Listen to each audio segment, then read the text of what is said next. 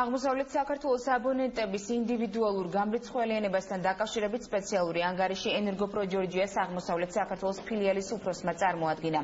დავით ჟღენტის განცხადებით გამრიცხველიანების პროცესი 2015 წელს დასრულდება. ანგარიშის პრეზენტაციას ენერგეტიკის მინისტრი და მისი მოადგილეც ესწრებოდნენ.